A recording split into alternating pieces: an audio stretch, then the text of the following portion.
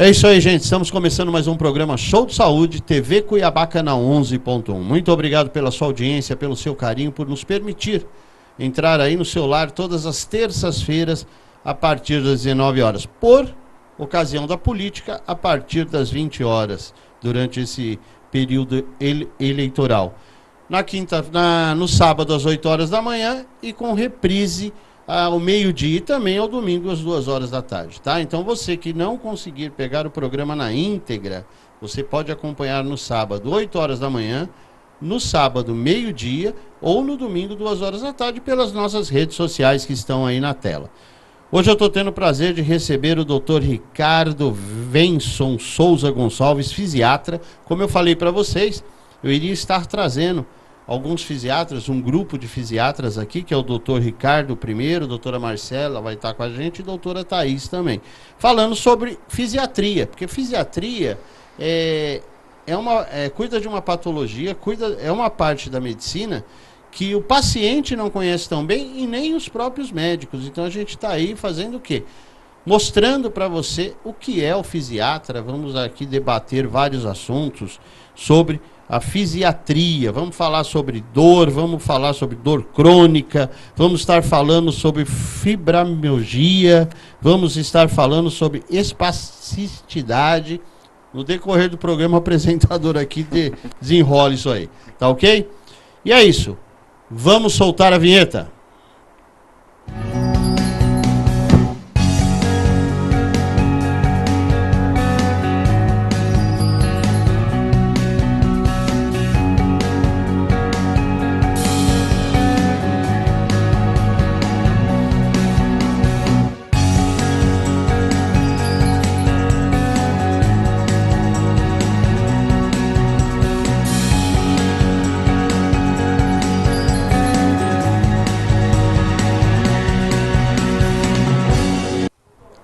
É isso aí, estamos de volta agora em definitivo com o programa Show de Saúde, TV Cuiabá, canal 11.1, acompanhe o programa pelas nossas redes sociais, vai lá no YouTube, deixa um joinha, que o joinha é bacana, se inscreva na página. Como você sabe, o programa Show de Saúde, nós atingimos aí toda a Baixada Cuiabana, são 141 municípios do estado, e levamos informações de saúde, estética e beleza, tá? Toda semana com uma patologia diferente, com um assunto diferente, para que nós possamos aprender juntos. Hoje nós vamos falar sobre fisiatria. O que é a fisiatria? A fisiatria, eu fiz um breve resumo, uma especialidade médica que promove a saúde por meio da prevenção de incapacidade física, da avaliação de reabilitação de pessoas incapacitadas, por meio de doenças e lesões, né? E do tratamento por medidas multidisciplinares, em lugar da cirurgia e algumas vezes da radiologia, né? Então, a fisiatria, ela entra nesse nicho de mercado aí, dentro das patologias que nós temos hoje dentro da medicina. Eu estou tendo o prazer de receber o Dr. Ricardo Venson Souza Gonçalves, ele é fisiatra. Seja bem-vindo, doutor. Obrigado, mano. Doutor jovem, né? É um pouquinho. É bom estar aqui para a gente trazer um pouquinho da fisiatria, né? Explicar mais para todo mundo o que é essa especialidade médica, que ainda é muito pouco conhecida, tanto na área médica como pela própria população, pelos pacientes. Tá. Doutor, o programa Show de Saúde, o nosso telespectador participa com a gente, então ele manda perguntas para que eu faça para o senhor estar respondendo essas perguntas. A fisiatria, na verdade, ela é relativamente uma área nova. Uma nova, né? Isso. Porque tem que 1930? Exato. Ela... pouco menos de 100 anos? Isso. Ela começou mais após as grandes guerras mundiais, né? Que aí começaram a ter muito pacientes lesionados, né? Amputados, traumas diversos, que inicialmente começou-se nos Estados Unidos, né? E não se sabia ao certo o que fazer com todos esses pacientes lesionados.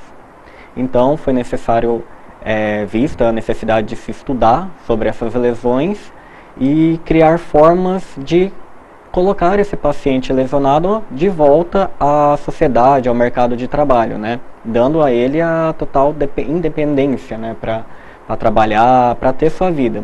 Então, daí por diante começou a se estudar e hoje a gente tem a fisiatria que é como que está hoje. surgiu em 1930. Em Uhum. 1947, nos Estados Unidos, foi estabelecido o Conselho Independente Físico, foi estabelecido sob a autoridade do American Board of Medical Specialists. Exato. E no Brasil ainda chegou mais tarde ainda, né? Inicialmente foi posto aos cuidados de um grupo de enfermagem no início, depois, eu não lembro agora o ano correto, que foi dado como uma especialidade médica, aceito pelo Brasil como uma especialidade médica, né? Se eu não me engano, foi em 1947 mesmo. Exato. Foram 17 anos depois.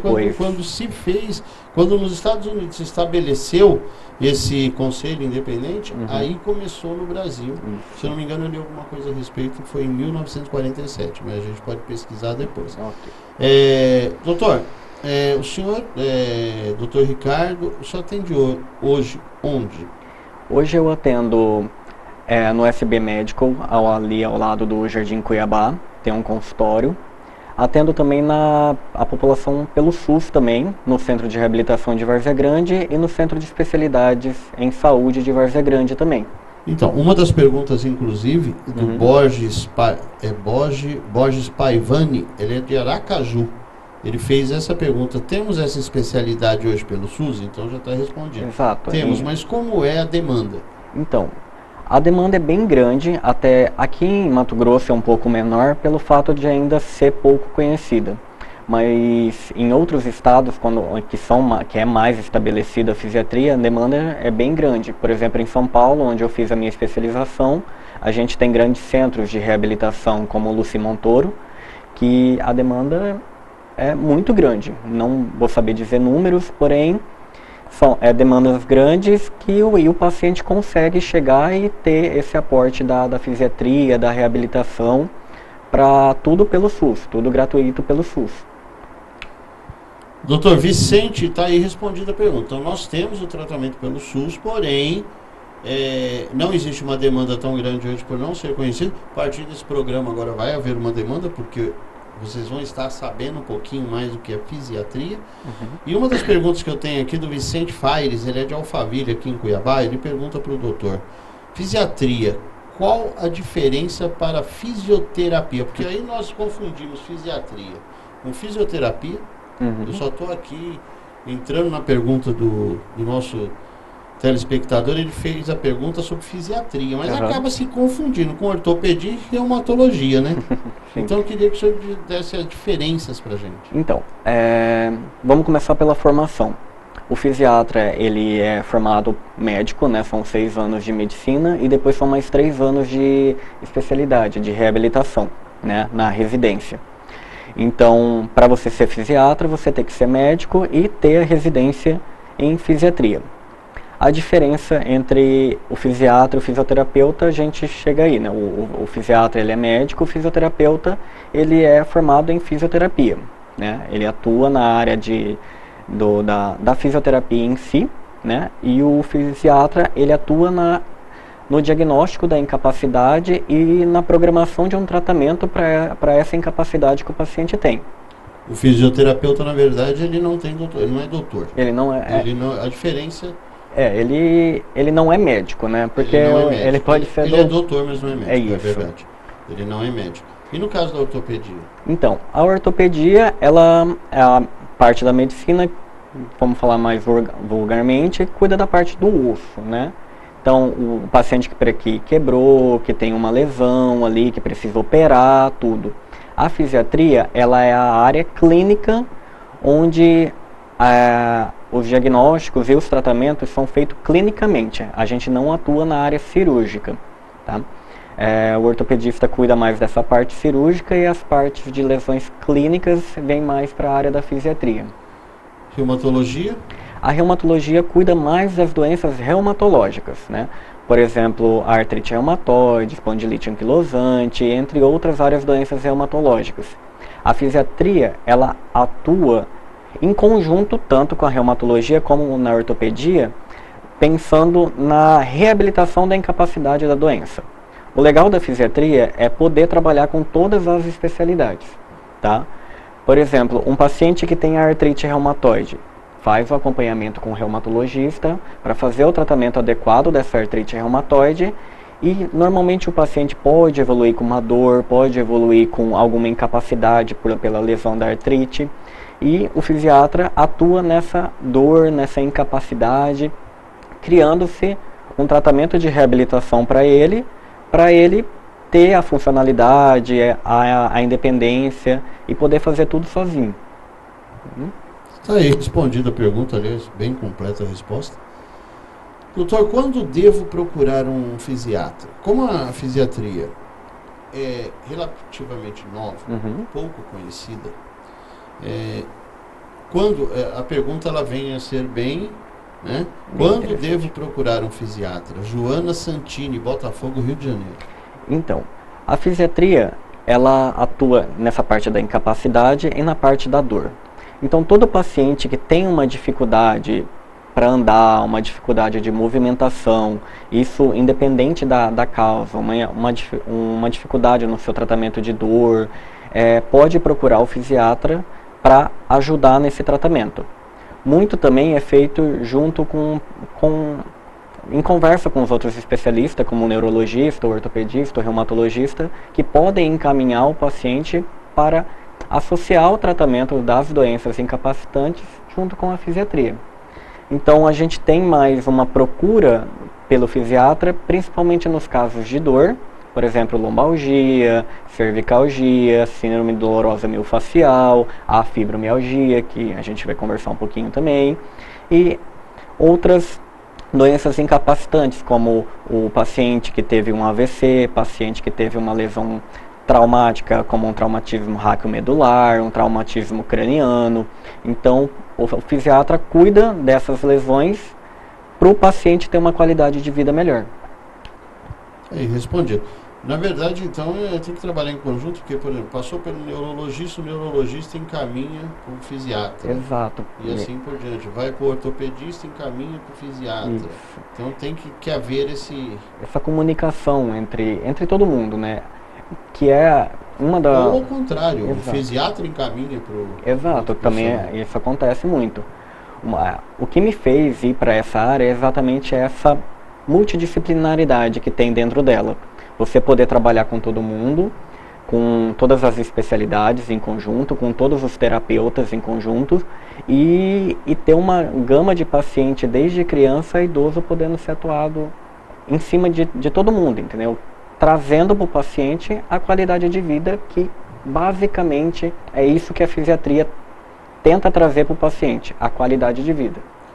Doutor, no caso aí, quanto a melhor idade, supõe-se que quem mais procura o fisiatra, uma exposição só, pode ser até um paradigma, que seria as pessoas de mais idade. Mas também nós temos aí jovens, até crianças, né? Que uma das perguntas que nós temos aqui Cecília Maria, do Tijucal, aqui em Cuiabá, ela pergunta se a fisiatria infantil, qual a maior procura da fisiatria infantil, ou seja, qual a maior reclamação da criança para estar procurando um fisiatra. E aí eu queria que o senhor respondesse também sobre as idades da fisiatria. Quem é hoje o maior número de pacientes da fisiatria, ou isso não existe, é um paradigma? Assim, o que a gente pode dizer? A fisiatria ela atua da criança ao idoso. Num geral, para a criança, os pacientes que a gente tem são mais crianças com paralisia cerebral. São pacientes que têm esse tipo de sequela, né? A paralisia cerebral ou outras doenças neuromusculares, como a distrofia muscular ou crianças que tiveram o AVC durante a gestação, durante o crescimento também. Então, são crianças que têm alguma dificuldade no seu desenvolvimento. Na parte do idoso, a gente tem, né, uma grande gama de pacientes que tiveram sequela por um traumatismo, por um AVC, e também temos um grande número de pacientes com dores e diversas causas de dor, normalmente lombalgia, cervicalgia, as artroses, a artrose de joelho, a artrose de quadril. Então, poderia dizer que a gama maior de paciente no infantil seria essas crianças com paralisia cerebral, e no adulto, no idoso, seria essa gama de dor, da lombalgia, da artrose, em geral. Aí está respondido. Doutor, sobre a fisiatria, teria mais alguma curiosidade que nós poderíamos colocar dentro dessa área, além das que nós já colocamos aqui? Então, a fisiatria, uma curiosidade que ela está em todos os cantos. Igual foi uma pergunta, né? Se há pelo SUS, se há pelo particular, se há convênio. Então, a fisiatria está em todas essas gamas de atendimento. Então, o paciente ou o médico encaminhar não tem tanta dificuldade. É só mesmo essa informação de que a gente existe, né? E que a gente está aqui para ajudar. Então, e para o paciente chegar, não é difícil. O senhor tem um número de fisiatras que atende aqui em Cuiabá? Em Cuiabá, a gente está em 4 fisiatras no estado, tá? E no SUS, apenas 2 estão atuando no momento. Que é o senhor? Eu e o Dr. Fabiano. Que atende pelo SUS. Exato. E dos 4 do estado, 3 estão aqui no programa Show de Saúde. Exato. Que é o Ricardo Benson, a Marcela, Marcela e a doutora Thaís. Os 3 são parceiros aqui do programa. Exato. Vocês vão ter oportunidade de estar conhecendo a doutora Marcela. Aliás, vocês já conhecem que ela, nas dicas de saúde, como ela também atende na Oncocenter, que é um parceiro nosso. Aliás, um grande abraço aí para o doutor Luiz Fernando, Cleverson, doutora Dalgiso, lá da Oncocenter. A Fran, que é do administrativo, um grande abraço, tá? Toda a equipe. E ela atende lá, então, algumas dicas de saúde, ela já dá aqui focada para essa área da oncologia. Então, você de casa já conhece. A doutora Thaís, vocês vão conhecer, o doutor Ricardo, vocês estão conhecendo hoje aqui com a gente. A doutora Marcela mesmo, desculpa interromper. Não, que isso. Ela trabalha muito com essa área da dor e é muito voltada para a parte da oncologia, que é muito legal, né? O paciente que é um paciente oncológico, que tem a dor por esse tumor, por essa metástase, então ela atua bastante nessa área do tratamento da dor oncológica.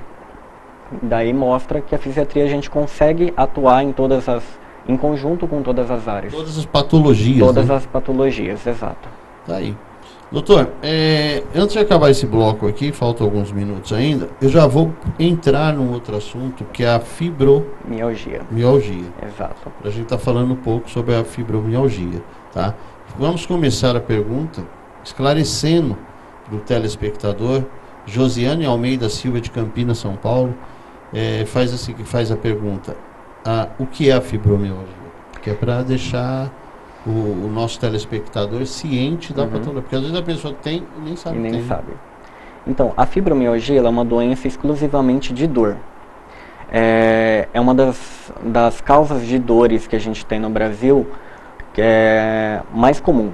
Se eu não me engano, no último artigo que eu li, ele traz aí uma porcentagem de 80% das causas de dores estão associadas com a fibromialgia. Ela é uma doença que causa essa dor generalizada no corpo. Então, uma das características bem comum é a dor no corpo inteiro. O paciente sempre reclama que essa dor está no corpo todo. Normalmente são dores prolongadas, o paciente tem mais de 6, 7, 8 meses de dor aí. E nunca chegam a um diagnóstico, sempre procura o médico, procura o outro, faz exames, um monte de exames, nunca acha nada nos exames, porém o paciente ainda está com dor. Junto com a dor, a gente tem outras alterações que a fibromialgia podem trazer também. Normalmente ela altera o sono, né, prejudica o sono do paciente, prejudica o humor do paciente pelo fato daquela dor todo dia, incomodando todo dia. Então a pessoa pode ficar mais irritada, mais ansiosa, pode entrar com quadro de depressão, entre outras variações aí na questão do humor. E a gente tem alterações como queda de cabelo, sensação de inchaço, aumento de peso, alteração no fluxo, no intestino, na questão da diurese. Então, a fibromialgia, ela é uma dor, porém, ela tem várias outras coisas por detrás. E seu diagnóstico, como eu estava falando, normalmente não aparece em nenhum exame de imagem, exame de sangue. Ele é feito através de conversa, da anamnese, um acompanhamento, e a gente chega a esse diagnóstico através do exame físico e da conversa. Então ele é exclusivamente um diagnóstico clínico mesmo, não laboratorial e não por exame. Então, além de tudo, o fisiatra tem que ser meio psicólogo, né? Porque você tem que te arrancar, entender o que o paciente está sentindo. Exato. Porque nem sempre o paciente vai saber explicar, principalmente se for uma criança. Exato. Né? Vai saber explicar. Então, você tem meio que entender ali, ler nas entrelinhas, não é verdade, doutor? Com certeza. Gente, é o seguinte, estou aqui com o doutor Ricardo Venson, ele é fisiatra, tá? Era uma especialidade que eu queria muito estar entrevistando, estar conversando. Se vocês repararem nos últimos programas, eu falei muito sobre a fisiatria, justamente porque para a gente mostrar essa especialidade que nós temos aí à disposição para estar fazendo mais um cuidado, né? Mais uma prevenção. Eu quero agradecer demais a você de casa, nosso querido telespectador, que manda as suas perguntas para que a gente faça esse programa acontecer. O programa Show de Saúde existe porque você participa, como eu costumo dizer, é um programa feito por nós, com você, para você. Então eu preciso das perguntas que vocês mandam, de todo o Brasil aí. Os nossos profissionais, toda semana a gente está com um profissional aqui disposto a estar conversando com a gente, está passando informações, e os nossos patrocinadores que ficam nesses telões aqui atrás. O Ítalo vai abrir, tá vendo lá, o Digoretti, que é nosso estúdio, né? Olha lá o doutor ali, ó. Tá lá a logo do doutor, e ali ficam passando. Vamos passar mais alguns ali, para que, olha lá, tá vendo? Pessoal que cuida do nosso ar-condicionado aqui,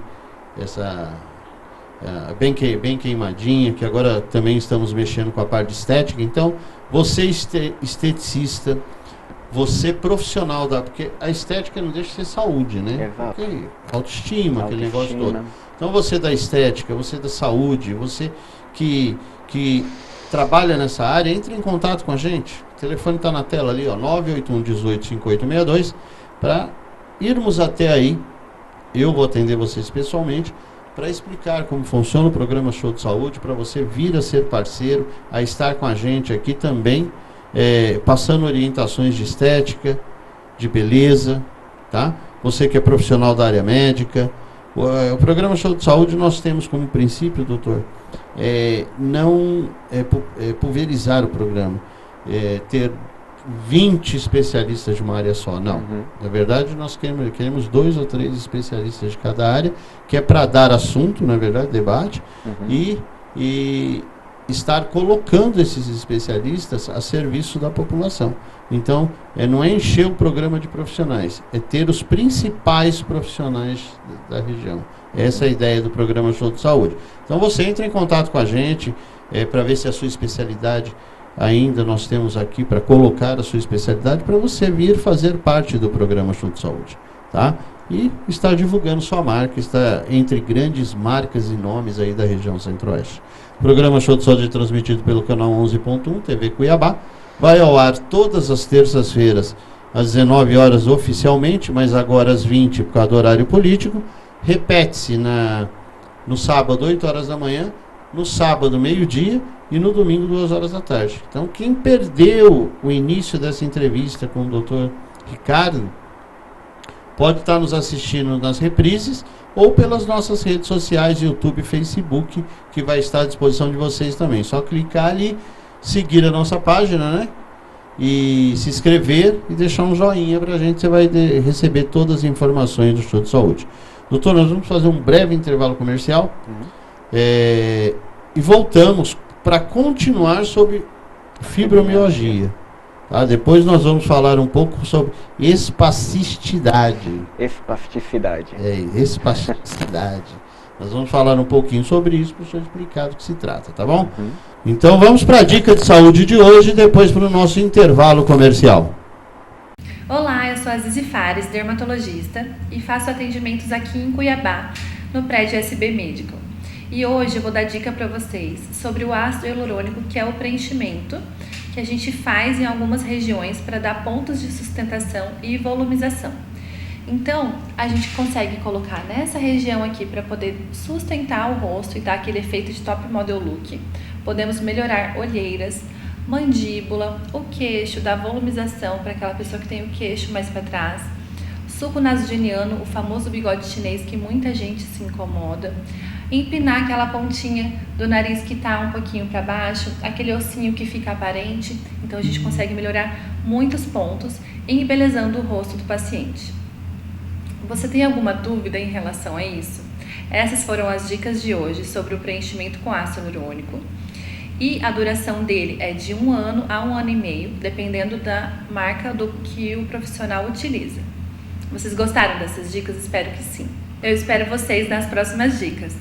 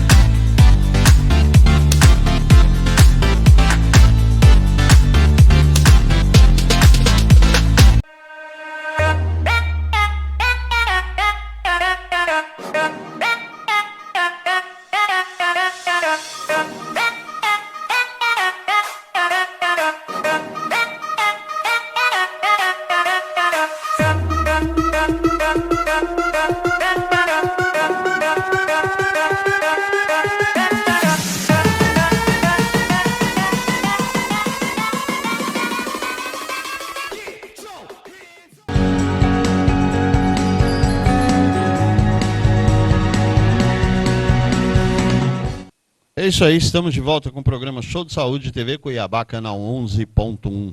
Acompanhe a gente pelas redes sociais. Lembrando que esse programa vai ao ar toda terça-feira, tá? Às 19 horas. Agora, por ocasião da política, às 20 horas. Repetimos no sábado, 8 horas, 12 horas e no domingo, às 14 horas. Para você possa acompanhar. Quem está chegando agora, eu estou tendo o prazer de receber aqui o Dr. Ricardo Venson Souza Gonçalves, fisiatra, que está quebrando alguns paradigmas aqui. Já falamos sobre a fisiatria como um todo, né? E agora vamos falar sobre fibromialgia, depois falar um pouquinho da espasticidade. Espasticidade, ó, espasticidade. Tô aprendendo. Tô aprendendo junto com vocês, inclusive. E também vamos falar um pouquinho das toxinas botulínicas, né? Nesse tratamento. Doutor, dando continuidade aqui, qual a parte do corpo que a fibromialgia ela ataca mais? Não tem uma parte específica que ela ataque mais, porque uma das características da fibromialgia é ser uma dor generalizada. Generalizada e migratória. O paciente chega reclamando que ele tem a dor no corpo todo, e que parece que cada hora está num lugar. Uma hora está no braço, uma hora está no outro braço, uma hora está na perna, uma hora está no tórax, uma hora está nas costas. Então, uma das características dela é isso, essa generalização da dor e essa migração que a dor faz. Tá, quem mandou essa pergunta foi Vitório Lunembes, ele é de Sinop. Grande abraço aí a toda a população de Sinop. Muito obrigado pela audiência de sempre mandando perguntas e participando. Muito obrigado, viu? Doutor, como é a crise da fibromialgia? Então, o paciente, quando ele entra em crise, ele tem uma agudização, vamos dizer assim, da dor. Então, a dor que ele já sentia acaba sendo pior. Piora a intensidade de dor. Consequentemente, piora o sono, o paciente não consegue dormir bem, piora a questão do humor, o paciente fica mais ansioso, mais choroso, mais depressivo. Então, sempre vem essa associação das pioras desses pilares, da dor, da alteração do sono e da alteração do humor. Normalmente, a agudização dela é dessa forma. Tá, então existe, e essa crise deve ser horrível. E essa crise, quando se tem essa crise, o que o senhor, como profissional da área, doutor da área, orienta a pessoa, além de procurar o mais rápido possível um profissional, um fisiatra, mas ali, na hora? Então, normalmente a gente tem que entender o porquê que o paciente entrou na crise. A fibromialgia, por ela ser uma doença exclusivamente de dor, eu sempre até falo para os meus pacientes que ela é uma doença que faz de tudo para a pessoa ficar ruim. Faz de tudo para te puxar para baixo. Então, por exemplo, você tá lá com a doença controlada, não está sentindo dor, está tranquilo, porém passou por um susto, passou por um momento conturbado na vida, ou parou uma atividade física, ou teve um acidente, alguma coisa aí que normalmente seja uma coisa assim chocante, alguma coisa que vá agudizar a doença, porque a fibromialgia ela espera exatamente isso, um momento que o paciente está um pouco mais abatido, vamos falar assim, e aproveita para agudizar, aproveita para piorar a dor. Então, para a gente tirar o paciente da crise, a gente tem que entender um pouco o que levou ele a ter a crise. Normalmente, quando é uma questão emocional, tem que cuidar dessa parte, entender o porquê que ele teve esse emocional, às vezes uma terapia, ou em conjunto com a psicologia, ou às vezes o paciente estava bem, parou a atividade física, que é uma das formas principais de tratamento na fibromialgia, então voltar a fazer aquela atividade física, Ou a questão alimentar também pode estar associado. O paciente mudou muito a alimentação, foi para uma alimentação mais inflamatória, então cuidar dessa parte alimentar. Ela é realmente uma doença bem chatinha de ser tratada, é bem chatinha de ser mantida tratável, né? Sem o paciente sem a dor. Então, esses cuidados têm que ser feitos sempre para o paciente se manter bem. Tá aí, dada a dica. Quem fez essa pergunta foi a Vitória Lunendes de Sinop, mais uma vez queria agradecer a Sinop, e a Cibele Pacheco de Vinhedo, São Paulo. Ela pergunta o seguinte: como é a crise? Não, essa foi a pergunta que ela fez agora, foi a Cibele Pacheco. Desculpe, gente, me atrapalhei aqui. Qual a dor que a fibromialgia causa? Então, a dor, o paciente traz uma caracterização bem diversa da dor. O paciente pode relatar que a dor é em queimação, que a dor parece um formigamento, que a dor é em choque, que a dor é uma dor dolorida. Então, a caracterização da dor é muito subjetiva para o paciente. Tem paciente que fala que parece que a carne tá podre, parece que o osso está caindo. Então, essa caracterização ela é bem subjetiva, tanto como a intensidade da dor ela é subjetiva. Isso pode ter uma crescente, doutor? Tipo assim, ele só falou de formigamento e outras coisas aí que eu não consigo nem imaginar como seja, mas de repente pode começar por um formigamento e ir passando por essas etapas todas que o senhor falou? Pode, porque a fibromialgia, às vezes, ela não é puramente só a fibromialgia. O paciente pode ter outras causas de dores também junto com a fibromialgia. Por exemplo, um paciente que tem a fibromialgia, quando não tratado de forma correta, ele pode evoluir com uma síndrome dolorosa miofascial, que são contraturas musculares. O músculo literalmente faz um nozinho lá, que causa uma dor mais caracterizada em queimação, em formigamento, na região muscular que está essa alteração. Então aí a gente tem a dor da fibro, a gente tem a dor dessa síndrome miofascial. Então uma coisa interessante também é sempre diferenciar o que está causando a dor. Nem sempre o paciente que tem a fibromialgia é a fibromialgia que está causando aquela dor. Ele pode ter batido, pode ter tido uma contratura, pode estar com algum outro problema, como uma lombalgia, uma cervicalgia associada, que leva uma dor um pouco diferente da fibromialgia. Isso pode ser hereditário? Não tem tantos fatores hereditários, mas fatores ambientais e de cuidados da vida mesmo. Tá. Então, essa patologia, ela se dá por que exatamente, doutor? Então, sua etiologia mesmo não ainda é bem estabelecido pela medicina.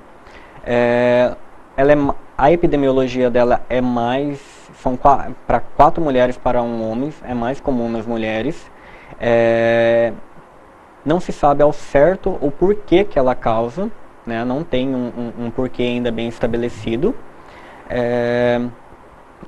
mas a gente tem como tratar. Infelizmente também ainda não tem uma cura, né? O paciente ficar sem a dor aí, sem um tratamento adequado, mas tem o tratamento. Tá, e os medicamentos são controlados? Então, aliás, todo medicamento é controlado, só que uns são mais, outros... Isso. Normalmente o médico, o fisiatra avalia o paciente, vai ver aonde está o ponto principal dessa dor do paciente com a fibromialgia. Às vezes ele fez uma centralização de dor, ou seja, ele passa de ser uma dor ali local e vai para uma área mais central, ali na parte da cabeça mesmo. Junto com isso, é interessante a gente falar que a fibromialgia ela existe, ela é uma dor, porque há ainda assim muito tabu em cima dela, porque o paciente chega, fala que tem dor, mas como a gente falou que não tem alteração de exame, acaba que muitas outras pessoas vê essa pessoa que está ali sofrendo pela dor como uma desocupada, uma pessoa que não quer trabalhar, uma pessoa que está inventando a dor dela para alguma coisa. Mas não, essa doença existe e precisa de tratamento. Eu mudei de assunto e esqueci o ponto que a gente estava falando. Não, nós estávamos falando como se dá a doença. Então, ela não tem, como eu falei, uma etiologia bem estabelecida da sua origem. Normalmente acomete mais as mulheres e está ali na faixa entre os 20 e 50 anos de idade, que ela surge. E normalmente o surgir está associado a algum fator desencadeante. Ou um momento que passou conturbado na vida. Há vários casos de pacientes que eu tenho que foram depois de uma grande perca. Pacientes após a pandemia que vieram com essa questão emocional toda que a gente teve na pandemia. Então podemos dizer, doutor, desculpe me interromper, podemos dizer que ela tem um fator psicológico também. Ela tem um fator psicológico também. E isso é uma das formas de tratar com a ajuda da psicologia ou às vezes da psiquiatria, que é outro tabu que a gente tem que tirar, que não dizer que o paciente que tem a fibromialgia é um paciente doido. Que muitas vezes eu ouço isso e vejo pessoas falar isso. Não. O tratamento de dor, não só da fibromialgia, como outras formas de dores, se associa ao tratamento com um acompanhamento psicológico ou às vezes acompanhamento psiquiátrico.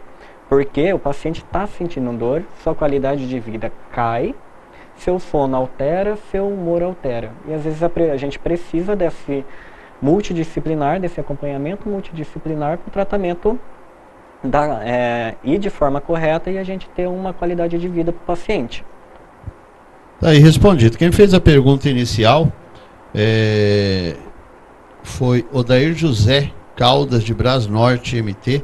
A pergunta se iniciou: qual a dor que a fibromialgia causa? E aí desencadeou toda essa conversa para a gente, o doutor está explicando. Doutor, agora eu tenho uma pergunta de Viviane Souper. Ela é de Londrina, Paraná. Qual o tratamento para fibromialgia? Então, os pilares de tratamentos da fibromialgia, a gente tem que atuar na dor do paciente, é claro. A gente tem que atuar nessa alteração de sono do paciente. A gente tem que atuar na alteração do humor. E a gente tem que sempre associar a atividade física. Porque em todos os artigos, em todas as pesquisas, o Gold Treatment, ou seja, o padrão ouro de tratamento, é a atividade física. O corpo humano não foi feito para ficar parado. Ele foi feito para estar em movimento. E a fibromialgia, ela faz exatamente isso. Ela tenta de tudo para o paciente ficar parado. Como eu falei anteriormente, é uma doença que tenta puxar o paciente para baixo. Então, o movimento no tratamento, a atividade física no tratamento é fundamental para a gente ter uma resposta satisfatória no final. A medicação, ela vai ajudar também, o acompanhamento psicológico vai ajudar também, porém, sem os pilares do tratamento sendo feito, a atividade física, a ajuda medicamentosa e o acompanhamento psicológico, a gente não consegue chegar ao ponto final, que é o paciente ficar sem dor. Está aí explicado. Mais uma pergunta respondida. Viviane Souper, lá de Londrina, Paraná. Muito obrigado aos outros estados, tá, gente? São Paulo, Londrina, Rio de Janeiro, Minas Gerais, Ceará e por aí vai, que participam com a gente pelas redes sociais e mandam suas perguntas e acompanham o programa. Outros países também. Nós temos muitos Estados Unidos, já tivemos perguntas dos Estados Unidos, Canadá, já tivemos perguntas aqui da América do Sul quase inteira. Então, muito obrigado a vocês, tá? Muito obrigado mesmo. Mais uma pergunta, agora aqui do Florais, em Cuiabá. Escalvânio Brito, o nome da pessoa, nome diferente, né? Diferente. Fibromialgia é uma doença degenerativa? Não chega a ser uma doença degenerativa, né? Quando a gente pensa em degenerativa, quer dizer que a doença ela é progressiva para piora. A fibromialgia não, ela é uma doença não degenerativa. Ela causa dor, ela pode ter a piora na agudização da dor e que leva a um período de piora, mas ela não vai levar a uma degeneração, ou seja, o paciente vai ter dor, vai evoluir e vai ficar cadeirante, vai ficar acamado pela fibromialgia. Não, ela é uma doença fixa ali. E ela controlada, você consegue cessar e controlar ou amenizar essa dor. Exato. Mas ela não tem cura. Ela não tem cura. Ela tratada certinho, a gente recupera a qualidade de vida da pessoa. na parte emocional, na parte do sono e na parte de sair, fazer as coisas que gosta, trabalhar, que isso acaba sendo muito prejudicado pela dor. É como uma outra patologia que não tem nada a ver, mas tem tudo a ver, que é a diabetes, né? Exato. Se você tiver uma vida regrada, se você controlar e cuidar bem da diabetes, você vive normalmente. Como qualquer outra pessoa, não é isso? Exato. É isso, doutor. Sobre a fibromialgia, o que mais eu teria para colocar para a gente? Muitas perguntas foram feitas e às vezes a gente passou algum detalhe. Não, eu acho que o ponto principal da fibromialgia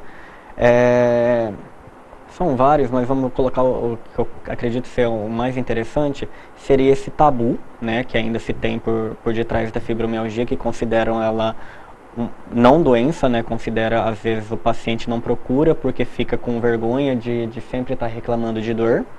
Então, é interessante entender que a fibromialgia é realmente uma doença e que causa limitação e que causa incapacidade para o paciente, porque vai mudar toda a sua vida em volta dessa dor. Junto com isso, ela tem tratamento, tá? Ela tem o tratamento e o acompanhamento que deve ser feito e que nem sempre o tratamento é só medicamentoso. Porque muitos pacientes chegam para mim achando que com um remedinho, 2 remedinhos, vai melhorar 100%. E uma das grandes brigas minhas com meus pacientes é exatamente essa. Que sozinho o remédio não vai conseguir fazer efeito. A gente precisa desse acompanhamento multidisciplinar, dessa vontade do paciente realmente tratar para ele ter a recuperação 100% da doença, entendeu? Aí, respondido então a pergunta, encerramos essa parte aqui de fibromialgia. Muita coisa ainda vai ser falada, mas ainda vamos receber a doutora Marcela e a doutora Thais aqui com a gente para a gente estar abordando novos assuntos a respeito e dando uma campeada maior sobre isso. Antes de eu chamar o intervalo comercial, quero novamente agradecer a você, patrocinadora, a você, meu querido telespectador que está em casa, que nos assiste, que nos dá aí o prazer e o carinho da sua audiência. Muito obrigado. E lembrar você que aqui no canal 11.1 nós temos uma programação muito seleta. Nós hoje estamos com programas de ponta e inclusive logo após o programa, hoje, terça-feira, você fica aí com um comando geral com Maxwell Leite, com jornalismo inteligente, sério, dinâmico, objetivo, tá? O jornalismo que você merece, o jornalismo de verdades. Então, um programa Comando Geral, chega logo depois com Maxwell Leite, nem mude de canal e já continue com a gente aí na audiência, tá certo? Eu vou para um breve intervalo comercial. Olá, sejam muito bem-vindos, eu sou Graziele Dutra, hipnoterapeuta, formada pela Omni, a maior escola de hipnoterapia do mundo, com sede na Suíça. Eu atendo hoje aqui no Jardim das Américas, na Avenida Buenos Aires 452, sala 202A. E hoje eu vou falar para vocês um pouquinho do que é a hipnoterapia. A hipnoterapia, como o próprio nome diz, é uma terapia que se utiliza da hipnose como ferramenta para acessar os arquivos do nosso subconsciente, encontrar memórias traumáticas, encontrar a raiz de tudo aquilo que pode estar atrapalhando a nossa vida no hoje. Encontramos, ressignificamos, tratamos e liberamos o cliente para que no hoje ele tenha uma vida plena, ele consiga realizar todos os seus sonhos e siga adiante. Essa foi a nossa dica de hoje. Te aguardo na próxima.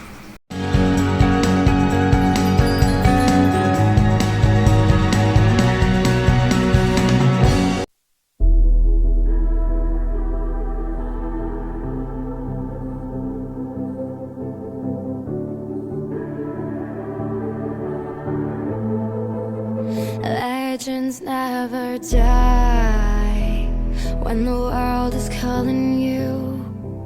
Can you hear them screaming out your name? Legends never die.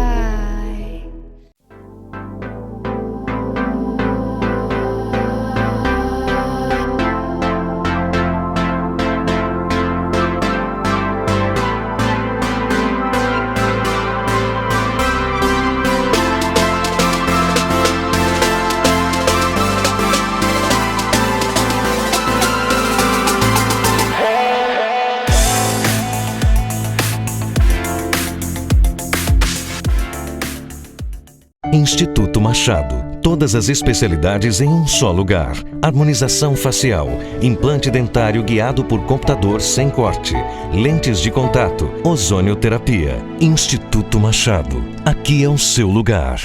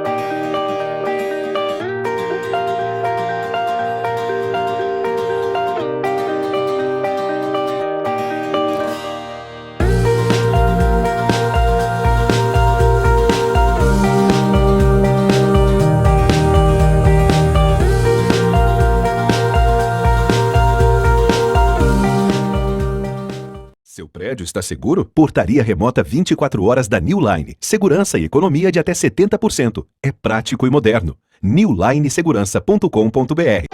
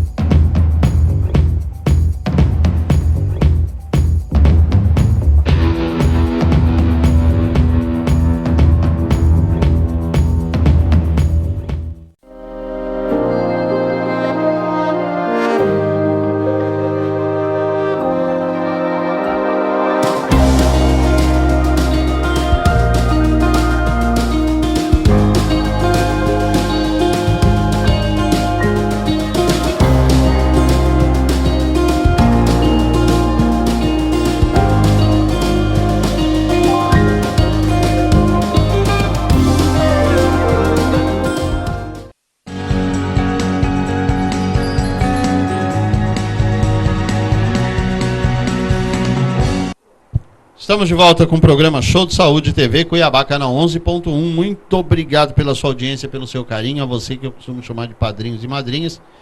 Lembrando que a gente vai ter uma continuidade desse programa, estava até conversando com o doutor ainda há pouco, que a gente vai estar criando um podcast, tá? Que eu não vou falar o nome do podcast ainda, vai ser uma surpresa para vocês, mas recebendo não um profissional, nós vamos estar recebendo 2 ou 3 profissionais por podcast, debatendo assuntos e patologias que estão aí a serviço de vocês, tá? Esses, por exemplo, eu estava conversando com o doutor aqui, da gente estar colocando o fisiatra junto com o neurologista que vem de encontro, ou um fisiatra junto com o oncologista, para vocês, para a gente estar entendendo aonde começa um, acaba o outro, aonde eles se ajudam, tá, gente? É isso. Em breve, tá? Vou estar anunciando para vocês. Doutor, mais uma vez quero agradecer demais sua presença. Está sendo fantástico fazer esse programa. Tô aprendendo um monte de coisa junto com o meu telespectador. Muito obrigado. Um doutor jovem, né? Chegou há quanto tempo aqui no Mato Grosso? Eu sou daqui do Você é Mato daqui? Grosso, eu sou nascido em Várzea Grande mesmo. É. Aí só mudei para fazer a residência. Fiquei 3 anos em São Paulo e voltei de E novo voltou pra cá. para casa mesmo. Tá aí, tá em casa agora, né? Aliás, um grande abraço a todo o público, todo telespectador também da minha querida terra natal. Sou paulistano de nascimento, lá de São Paulo, capital. Muito obrigado, viu? Muito obrigado pelo carinho de vocês. Paulistanos e paulistas, né? A diferença é paulistano nasce na capital e paulista nasce no interior. No interior, aham. Tá, mas é tudo paulistano, tudo paulista. Gente, nós vamos falar sobre uma sequela agora Uhum. de tudo que nós falamos, né? Exato. Uma sequela da fisiatria, Isso. tá? Que é esse nome complicado aqui, enrosca a língua do apresentador aqui. E... Espasticidade. eu não vou nem tentar repetir mais. Como é o nome? Espasticidade. Tá aí, ó, tá vendo? É que tem um S aí no meio que atrapalha tudo. É isso. Vamos lá. Doutor, o que é a espasticidade? Então, a espasticidade, ela é uma sequela, normalmente que acontece no primeiro neurônio motor no corpo.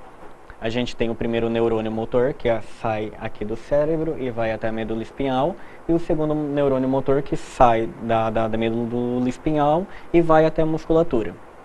Normalmente, pacientes que têm lesões no primeiro neurônio motor, por exemplo, por um AVC, um traumatismo craniano, ou alguma outra, ou um tumor cerebral, alguma coisa nesse sentido, pode vir a ter essa lesão no primeiro neurônio. Então, essa lesão acarreta no paciente a espasticidade, que é o quê? Ela é uma contração da musculatura,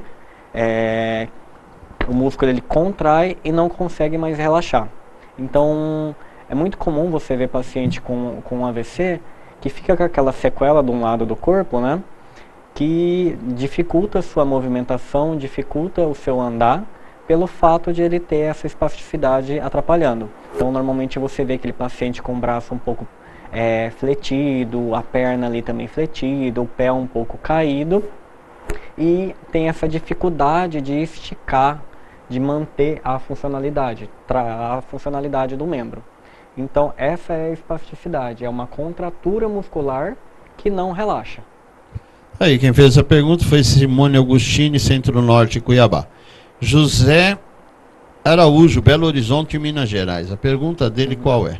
Quais são os sintomas? Os sinais ou sintomas? Tipo assim, eu estou passando a ter essa sequela.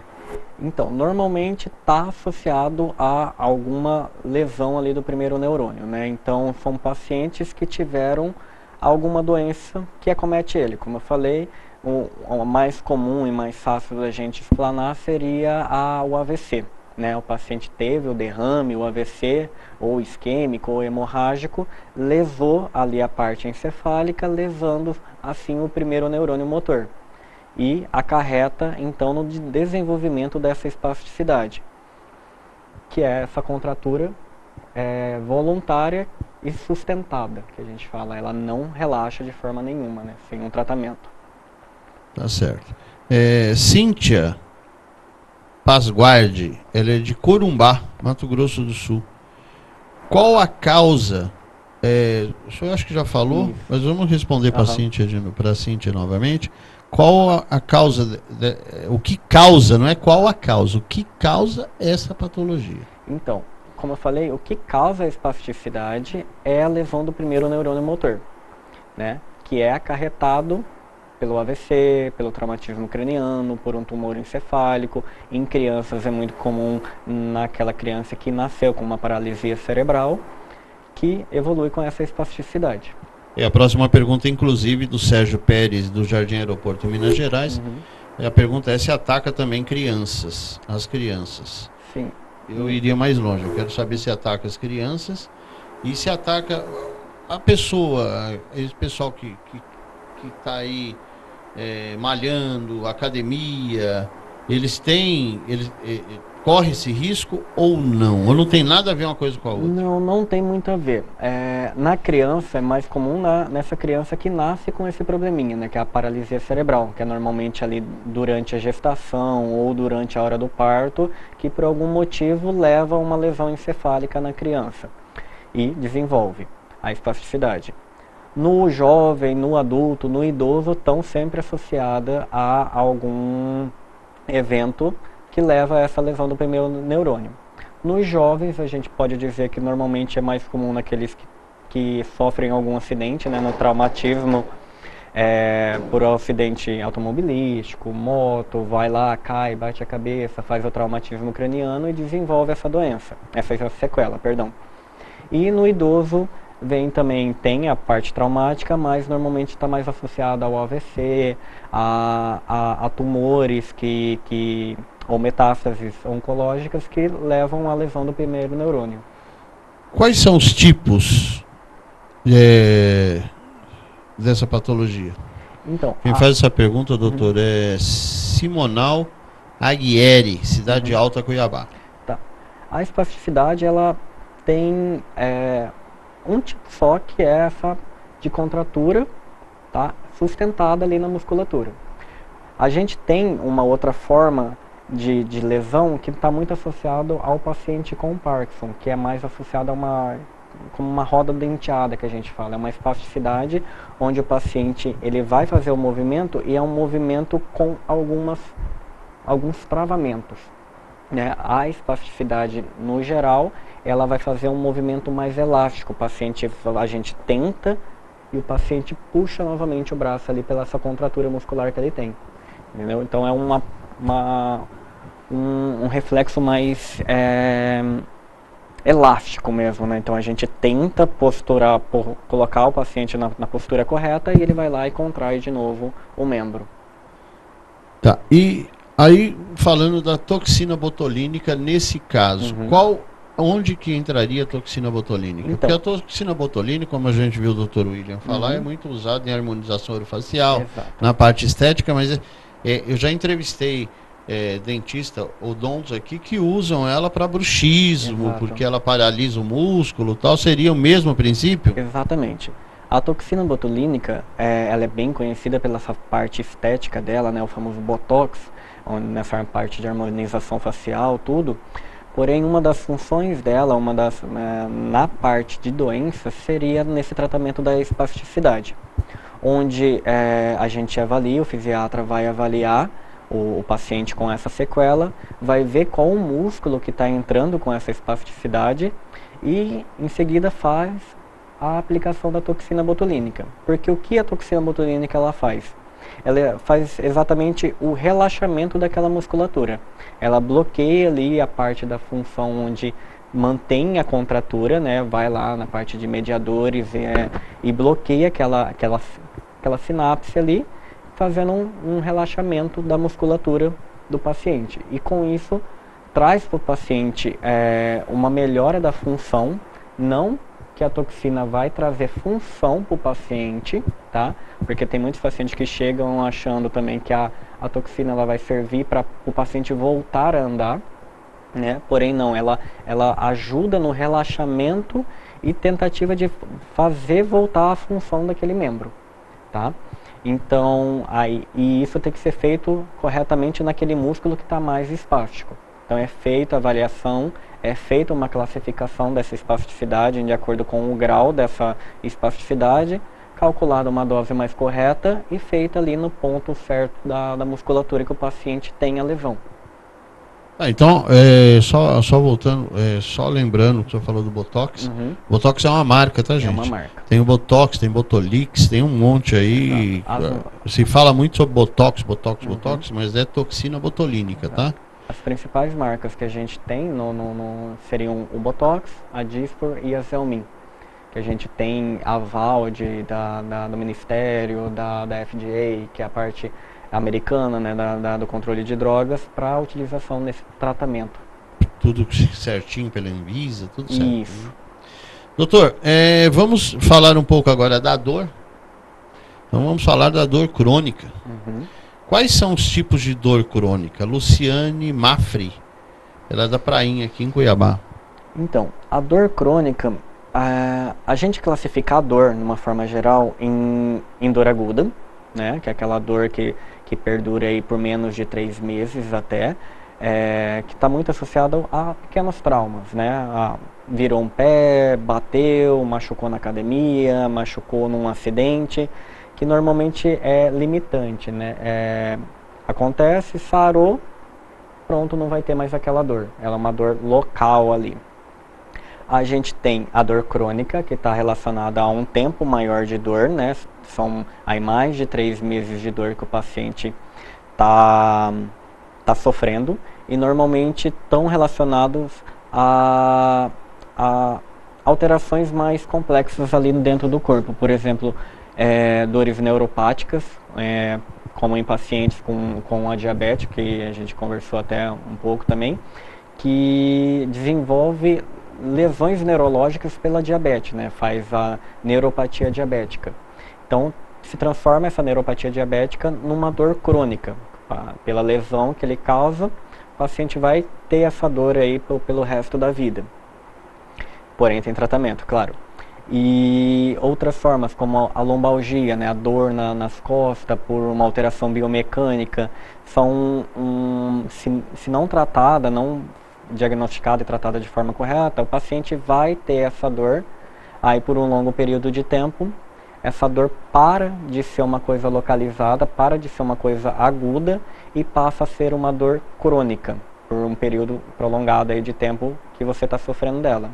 A fibromialgia, ela é considerada uma dor crônica, mas aí, por ser associada a várias outras alterações, foi-se posta uma outra forma de dor para ela. Então, a gente tem a dor aguda, a gente tem a dor crônica, a gente tem a dor neuropática e a gente tem a dor nociceptiva, aguda, perdão, nociplástica, que é a dor da fibromialgia. Então, basicamente, os tipos de dores que a gente tem é a dor aguda, a dor neuropática, a dor crônica e a nociplástica, que é a dor da fibromialgia.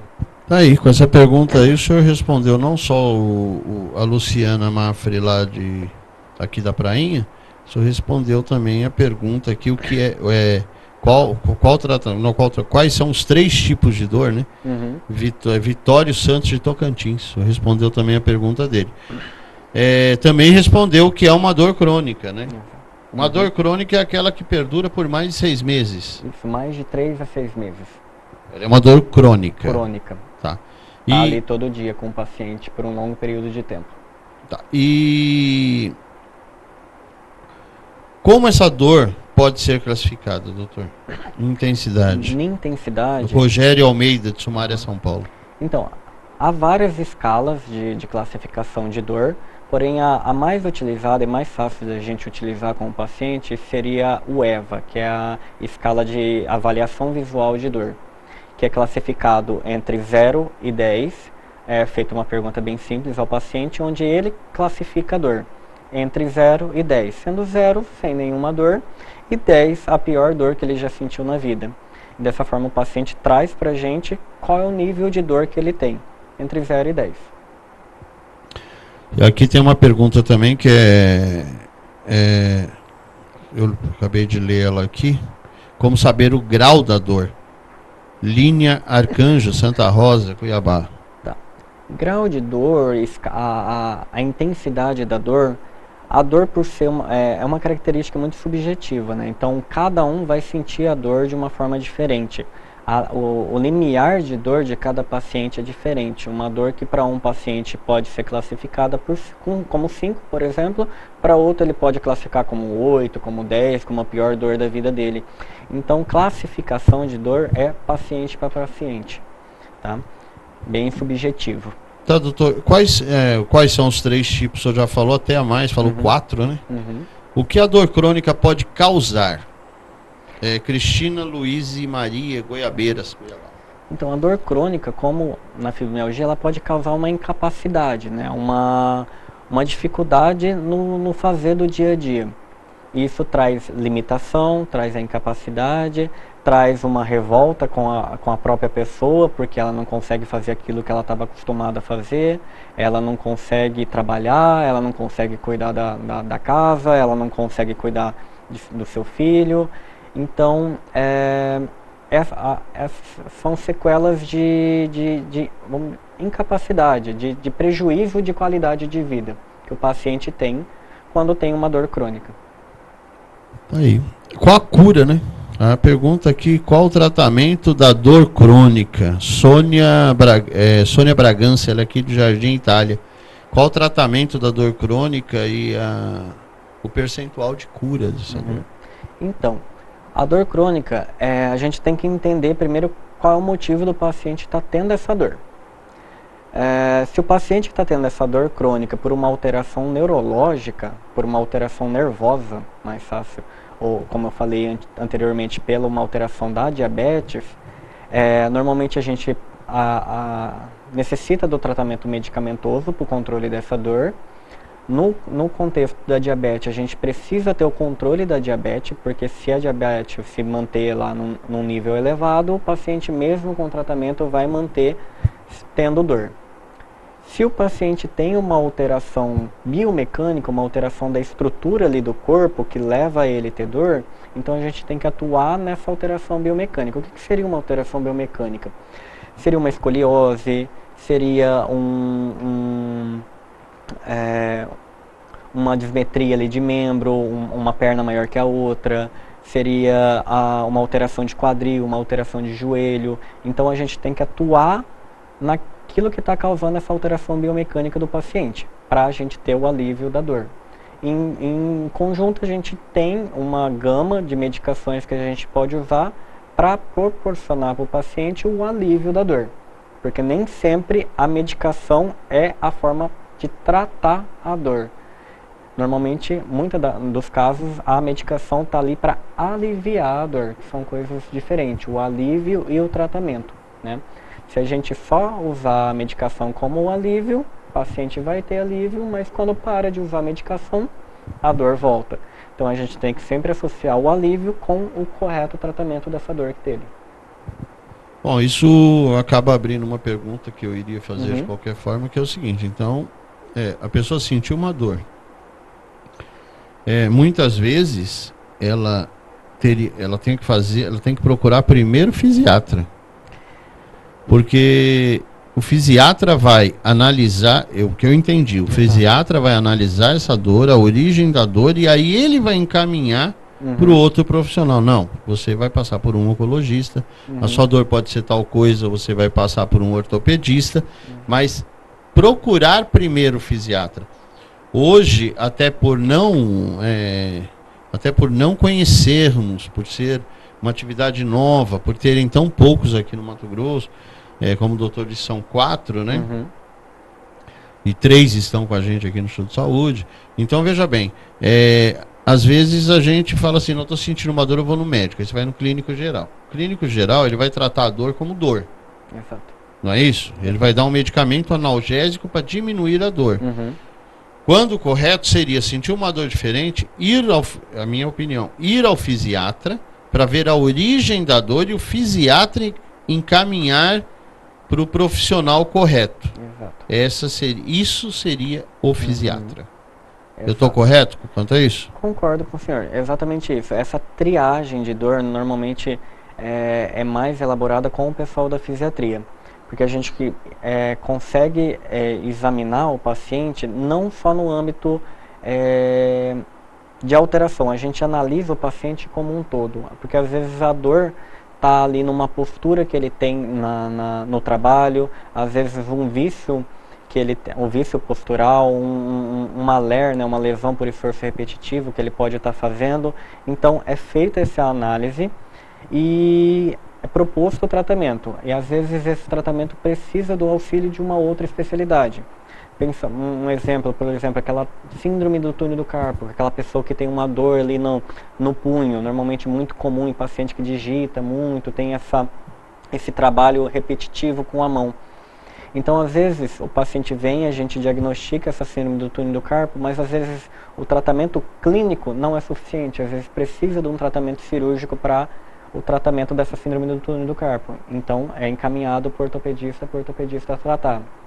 Às vezes chega paciente com uma suspeita de fibromialgia, uma suspeita de dor crônica, que é investigado e é visto que na realidade ele tem uma artrite reumatoide, que aí precisa do acompanhamento do reumatologista para o correto tratamento dessa artrite reumatoide e aí em conjunto com a fisiatria o tratamento correto da dor.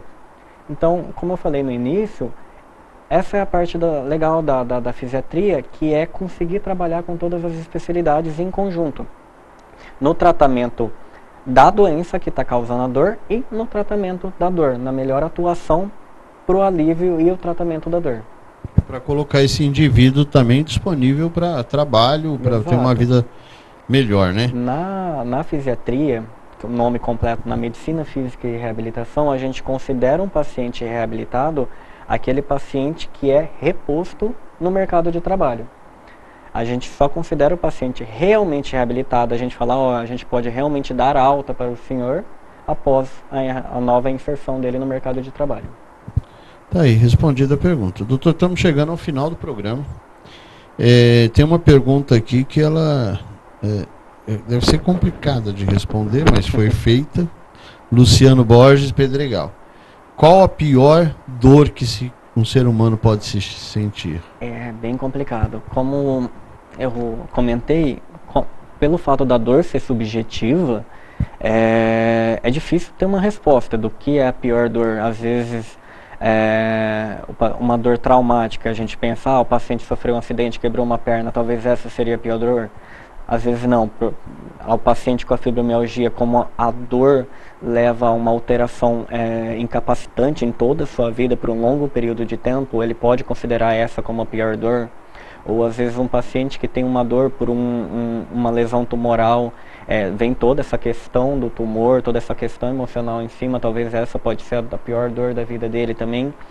Então, eu acredito que seja bem subjetiva essa questão, porque cada um tem um corpo e tem uma percepção de dor, né? Então, para cada paciente, a pior dor é a dor que ele está sentindo. Por exemplo, eu já ouvi falar que a pior dor que existe é a dor de dente. Uhum. Tem gente que já falou que a pior é a dor de ouvido. Uhum. Tá? De repente, uma fratura. Realmente vai depender muito da resistência do indivíduo, do né? indivíduo. Eu acho que, de uma forma geral, a gente pode dizer que a pior dor é aquela dor que o paciente ainda não conseguiu um tratamento.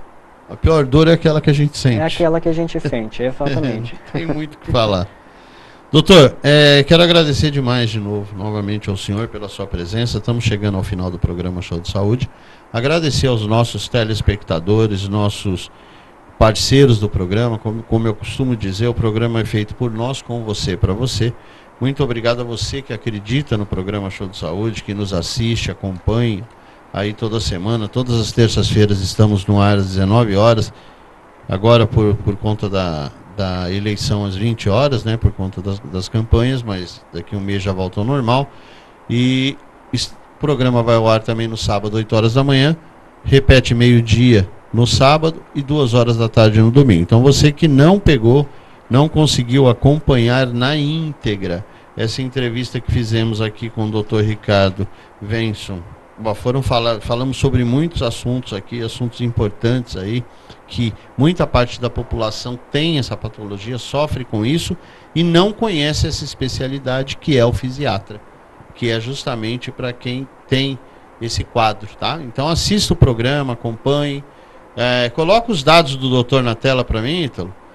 Vou colocar os dados do doutor na tela, tá lá, Dr. Ricardo Venson, tá lá os dados dele, entre na página dele do Instagram, conheça o trabalho do doutor, saiba um pouquinho mais sobre a fisiatria, tá? Que é uma área da medicina importantíssima, nova, jovem, tem menos de 100 anos, mas importantíssima, e hoje nós temos aqui no estado 4 profissionais. O Dr. Ricardo atende ali no SB Médico, que fica ali no Jardim Cuiabá. Exato. E atende também em Várzea Grande pelo SUS. SUS. Tá? Esse tratamento pode ser feito pelo SUS ou pelo particular, no consultório do doutor, que fica no SB Médico. Que andar? 15º andar.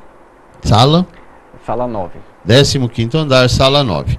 Tá? Doutora Marcela, doutora Thaís também são fisiatras, vão estar com a gente no decorrer dos programas, tá? Para a gente estar falando mais sobre outros assuntos. Então você que tem sua pergunta, já vai deixando separada aí para falar com as doutoras Marcela e doutora Thaís, que são colegas do Ricardo, é um grupo, na verdade, formaram um grupo de atendimento em fisiatria aqui no Mato Grosso, e que está disponível para você, telespectador. Doutor, suas considerações finais. Agradeço o convite, essa oportunidade de mostrar o que é a fisiatria, que para mim está sendo a minha batalha pessoal de vida, que é trazer esse conhecimento da fisiatria para a população e para a área médica também, que ainda é um pouco desconhecida, para a gente conseguir juntos trazer qualidade de vida para a população. É isso aí, gente. Lembrando vocês que não mude de emissora, continue aqui no canal 11.1 TV Cuiabá. Tá chegando aí meu colega Maxwell Leite com comando geral, fazendo um jornalismo inteligente, de ponta para você. Confiável, tá? Porque o mais importante no jornalismo é ele ser confiável. Então, fatos, verdades, jornalismo confiável. Entre outros programas que nós temos na casa, acompanhe aí a grade da TV Cuiabá, canal 11.1. Tá bom? Muito obrigado pelo carinho. Até a semana que vem, até terça-feira que vem, se Deus quiser e Ele quer. No sábado estaremos reprisando esse programa 8 horas da manhã, meio-dia, e no domingo 2 horas da tarde. E a semana que vem voltaremos com um novo profissional, com uma nova patologia. Até a semana que vem. Fiquem todos com Deus. Obrigado.